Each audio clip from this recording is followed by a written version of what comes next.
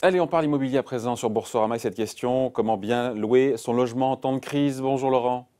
Bonjour David. Laurent Saillard, journaliste au magazine Le Revenu, c'est vrai que la détérioration de la conjoncture n'aide pas et ça rend la sélection des locataires, j'ai envie de dire, plus difficile, plus critique.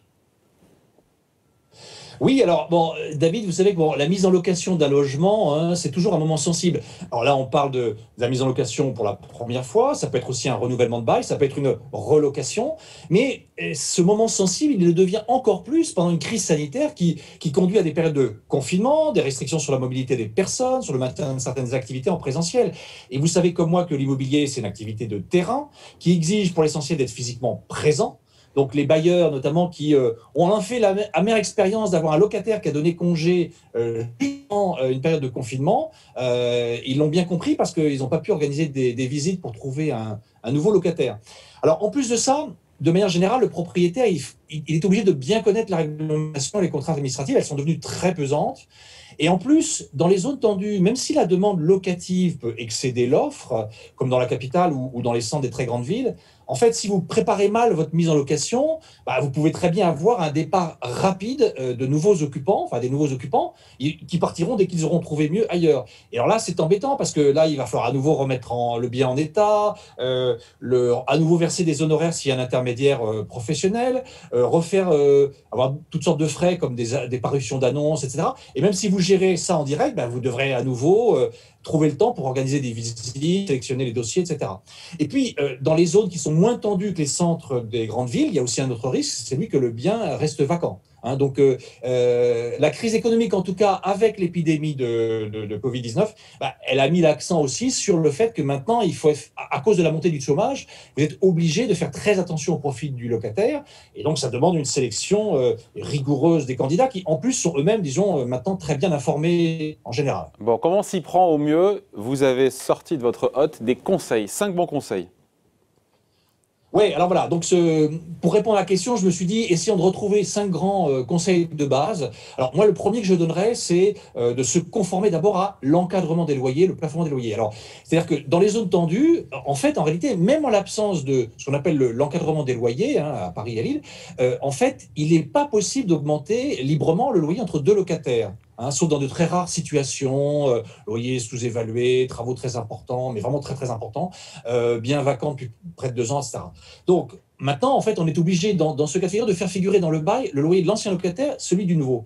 Alors, à Paris et à Lille, il y a en plus donc ce mécanisme d'encadrement des loyers qui vous fixe des limites que vous ne pouvez pas dépasser, hein, selon un certain nombre de critères. Bon, alors même si il y a une étude l'été dernier qui avait montré que visiblement tout le monde ne respectait pas la contrainte et que les amendes, donc 5 000 € pour une personne physique, 15 000 € pour une personne morale, avec le remboursement du trop perçu locataire, n'avaient pas l'air d'inquiéter les contrevenants. Malgré tout, bon, ça existe, le dispositif existe. Moi, je conseille plutôt de le respecter. Et puis, après Lille et Paris, il y a quand même d'autres villes qui sont candidates à l'encadrement des loyers, hein, que bien sûr n'aiment pas du tout les propriétaires. Et on a un certain nombre de villes qui sont candidates depuis fin novembre. Il y a notamment Bordeaux, Grenoble, Montpellier, Lyon avec Villeurbanne. C'est une expérimentation, hein, mais en tout cas, par exemple, Marseille et Toulouse, finalement, n'ont pas présenté leur candidature à ce dispositif. Enfin, moi, je recommanderais de respecter quand même l'encadrement des loyers, ne serait-ce que par respect pour le locataire. Voilà, respecter ça et puis surtout essayer de finalement trouver le bon prix de location. Et oui, voilà, le deuxième conseil de base, David, c'est de louer au bon prix. C'est-à-dire que, à l'exception de ces zones tendues et puis des dispositifs de défiscalisation, vous savez, les Pinel de Normandie, en fait, vous devez respecter un plafond. Mais dans tous les autres cas de figure, vous pouvez quand même fixer librement votre loyer en France. Bon, simplement, il est conseillé de rester dans le marché parce que, et surtout en période de crise économique, voilà, parce que les loyers pourraient peut-être être amenés à légèrement baisser. Donc, bon, là, il faut quand même suivre les indicateurs, se méfier des prix de présentation, même si en général dans les grandes villes c'est quand même un bon indicateur, hein. Il faut simplement faire attention à ce que ce ne soit pas surévalué. En tout cas, moi la règle de base que je donnerais, c'est qu'il vaut mieux avoir un locataire satisfait et qui reste, plutôt que l'inverse. Évidemment, avec des vacances. Il ne faut pas hésiter, autre conseil, le troisième, à faire des travaux, à bien entretenir son bien. C'est une façon de le valoriser aussi. Oui, voilà, c'est ça.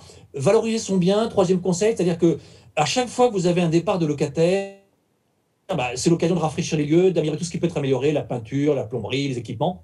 Même si bien sûr l'entretien de base normalement est du ressort du locataire qui occupe, mais voilà, c'est l'occasion et il vaut mieux le faire parce que dès que l'opportunité se présente, parce qu'en fait les locataires sont de plus en plus exigeants, surtout avec l'essor du meublé. Hein. Vous savez que depuis un décret d'août 2015, David, ben, en France les logements meublés doivent comporter un minimum d'équipements qui sont listés. Il y a une liste très très précise dans ce décret sur la literie, les volets, les rideaux, etc. Donc il faut respecter tout ça. Donc c'est l'occasion, effectivement, à la fois, comme vous disiez, d'entretenir, mais aussi de valoriser son bien pour le candidat, pour le locataire suivant. Ouais. Autre conseil, porter une attention particulière à la rédaction de son annonce. C'est pas le cas? Ouais, il faut s'appliquer, c'est ça. Quatrième conseil que je donnerais, c'est s'appliquer pour l'annonce parce que on voit trop souvent, vous l'avez sans doute vu, David, tous nos internautes l'ont vu aussi. Bon, il y a beaucoup d'annonces qui sont quand même confuses, qui manquent de rigueur. Bon, on confond des notions. On ne sait pas si on parle de surface habitable, de surface au sol, etc. Et puis, alors, par exemple, il y a un critère qu'il ne faut pas du tout négliger parce qu'il est vraiment très important, c'est le diagnostic de performance énergétique, le fameux DPE, vous savez, avec les étiquettes et avec des chiffres, avec des lettres, pardon, de A jusqu'à F ou G. Là, ça va devenir de plus en plus important avec la lutte contre le dérèglement climatique et la transition énergétique. Et c'est effectivement de plus en plus important pour tout le monde. Ouais. Dernier conseil, s'inscrire dans la durée dans la relation propriétaire-locataire. Ouais, disons, le cinquième conseil que je donnerais, c'est de dire, bon, voilà, la bonne relation entre le propriétaire et le locataire, en fait, c'est ça qui est important. Donc, il faut effectivement viser dans la durée. Alors, il y a deux cas de figure. Hein. Soit vous ne voulez pas du tout vous occuper de la gestion locative, donc vous choisissez un bon professionnel qui va s'occuper de tout, comme ça vous ne serez pas impliqué au quotidien, vous lui déléguerez tout le suivi. Deuxième cas de figure, vous vous occupez de ça en direct. Alors dans ce cas-là, de toute façon, et dans les deux cas d'ailleurs, il faut bien savoir ce que vous pouvez faire, ce que vous n'avez pas le droit de faire, et ce qui va effectivement éventuellement choquer ou repousser un locataire. Il ne faut pas abuser des demandes de justificatifs. Hein. Il y a une liste précise. Bien sûr, vous êtes en droit de réclamer pour évaluer la solvabilité de votre locataire. Mais voilà, il faut pas abuser. Et puis, il faut quand même rester vigilant sur les faux documents. Hein. Malheureusement, ça a tendance à se multiplier. Autant demander à voir les originaux si vous ne les gardez pas et vous prenez la copie, mais pour être sûr quand même qu'il n'y a pas eu de tromperie. Il y a sinon le site internet des impôts qui a mis un service de vérification des avis d'imposition où vous pouvez effectivement aller vérifier que l'avis qu'on vous montre, il a été truqué. Bon, puis après, il y a des petites astuces. Enfin, voilà, évitez par exemple de mettre les provisions pour charges récupérables trop faibles parce que ça va être attirant, mais après, vous serez obligé de les régulariser. Alors, et ça fait des gros paquets que vous êtes obligé de demander à votre locataire, c'est pas très agréable.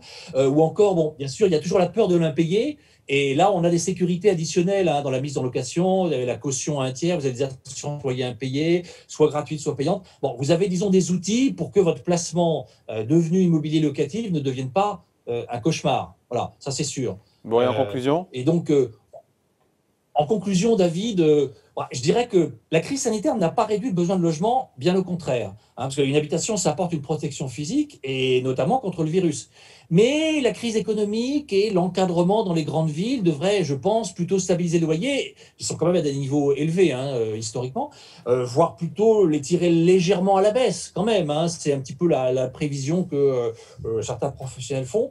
Bon, en fait, ne nous y trompons pas, il n'y a qu'une vraie sortie tangible de la crise dans laquelle on est qui pourra effectivement déclencher un vrai sursaut sur le marché locatif. Pour le moment, on est un petit peu dans l'attentisme. Hein. Raison de plus pour bien suivre ces 5 bons conseils pour louer son logement en temps de crise. Tout ça est signé Laurent Sayard, journaliste au magazine Le Revenu. Tout Merci à Laurent. fait.